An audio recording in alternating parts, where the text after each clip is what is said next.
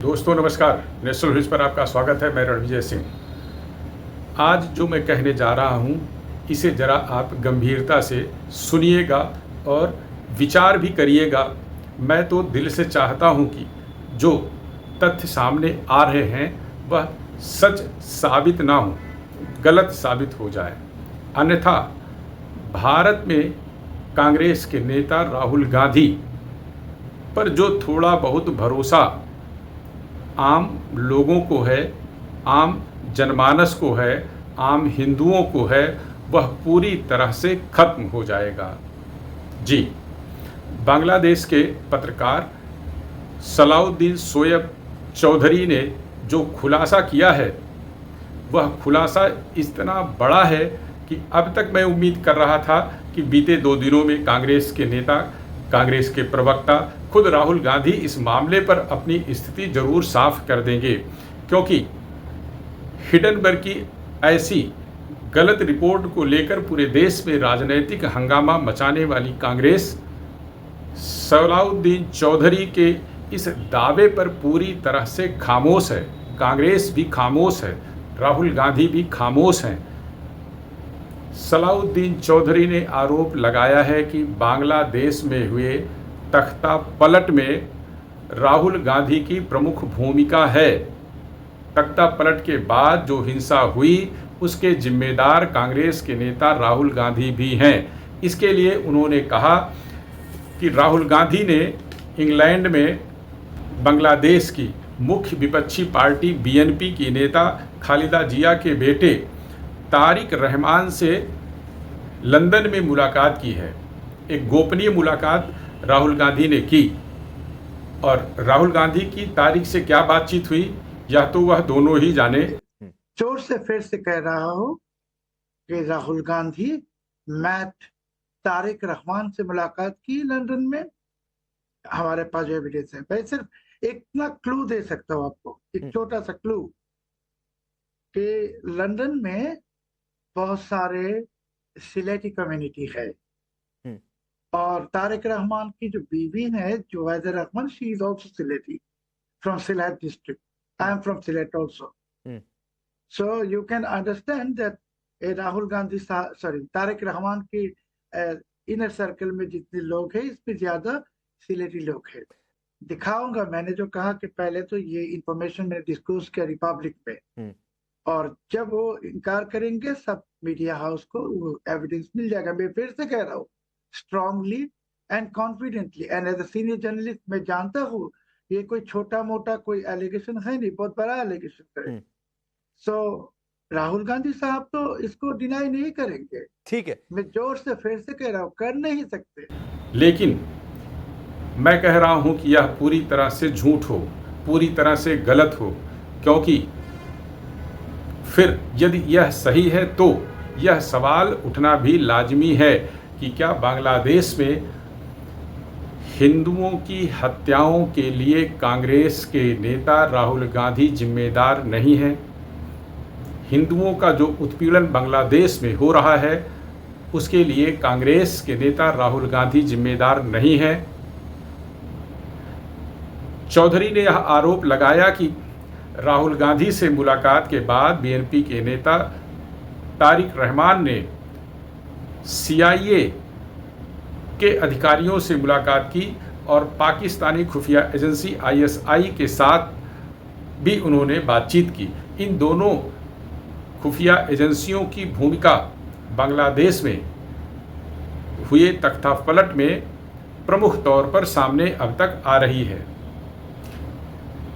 बांग्लादेश की पूर्व प्रधानमंत्री जो भागकर भारत में शरण ले रखी हैं, उनका भी एक स्टेटमेंट सार्वजनिक हुआ जिसमें जो मामला यह है कि वह बांग्लादेश छोड़ने के पहले राष्ट्र को संबोधित करना चाहती थी। राष्ट्र के संबोधन के नाम उन्होंने जो पत्र बनाया था वह लीक हुआ है। जो पत्र में उन्होंने लिखा था वह यह लिखा थी कि अमेरिका बांग्लादेश के एक द्वीप पर अधिग्रहण चाहता था।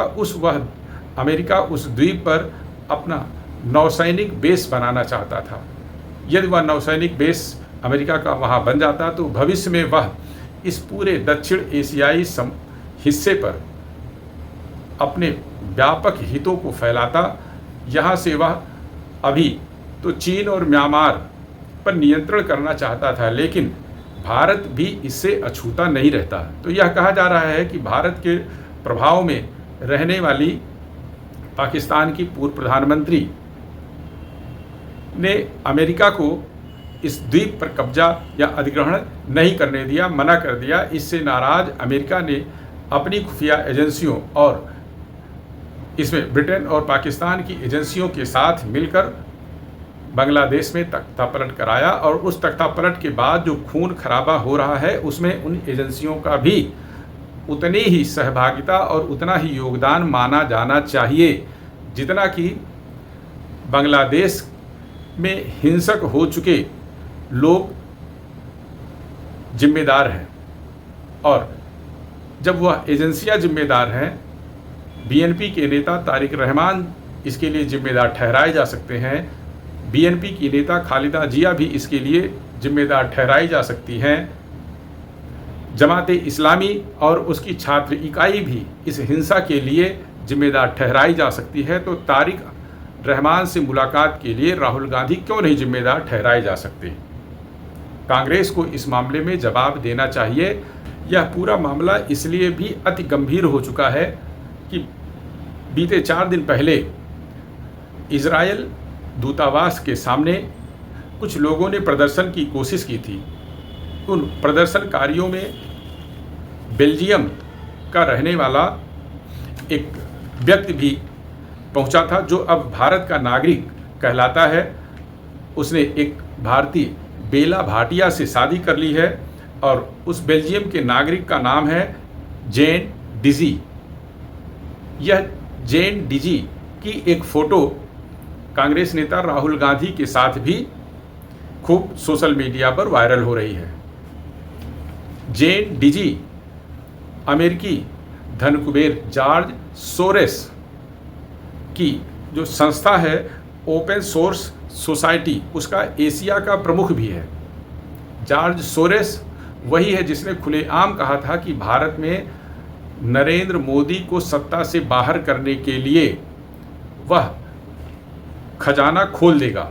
जॉर्ज सोरेस और उसकी संस्था यह चाहती है कि भारत में जो अर्थव्यवस्था कुलांचे मार रही है, भारतीय अर्थव्यवस्था जो विश्व की तमाम प्रमुख अर्थव्यवस्थाओं को लगातार चुनौती दे रही, उनका प्रतिद्वंदिता कर रही, उनका सामना कर रही है, उससे वह झटके खाकर पीछे गिर जाए। कैसे?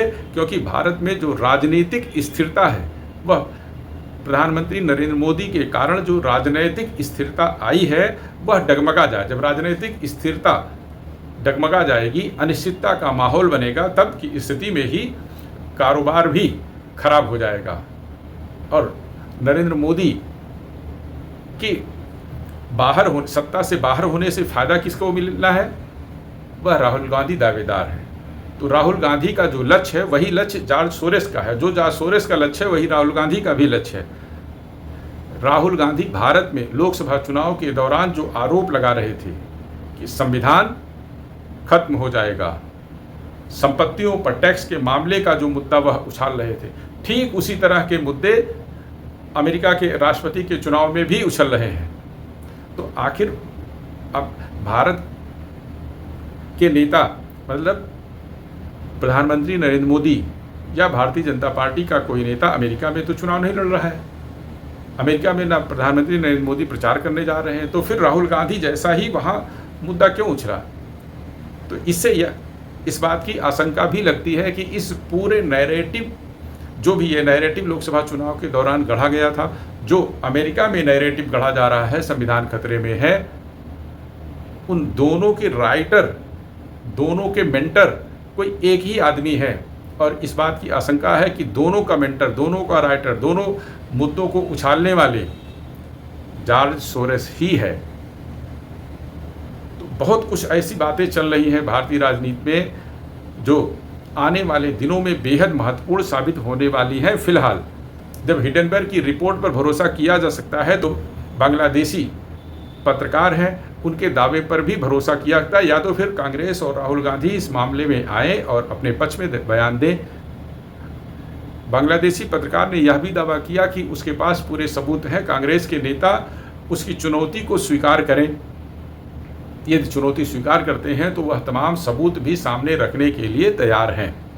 तो देखिए आने वाले दिनों में क्या होता है, राजनीति किस करवट बैठती है और राहुल गांधी इन आक्षेपों का कैसे किस तरह से सामना करते हैं, कांग्रेस इसका किस किस्म से जवाब देती है। क्योंकि बांग्लादेश के पत्रकार चौधरी भारत के तमाम न्यूज़ चैनलों पर अब अपने साक्षात्कार में यह बात पूरे दावे से, पूरे दमखम से कह रहे हैं कि राहुल गांधी ने बीएनपी के नेता तारिक से लंदन में मुलाकात की थी। तो कांग्रेस को अब सफाई देने की बारी है कि वह इस बात को साफ करे कि राहुल गांधी ने लंदन में बीएनपी के नेता से मुलाकात की थी या नहीं की थी, और बीएनपी के नेता से मुलाकात की तो क्या बातें हुई। बीएनपी के नेता ने राहुल गांधी से क्या यह बताया था कि वह आईएसआई और सीआईए के एजेंटों से भी बातचीत कर रहे हैं।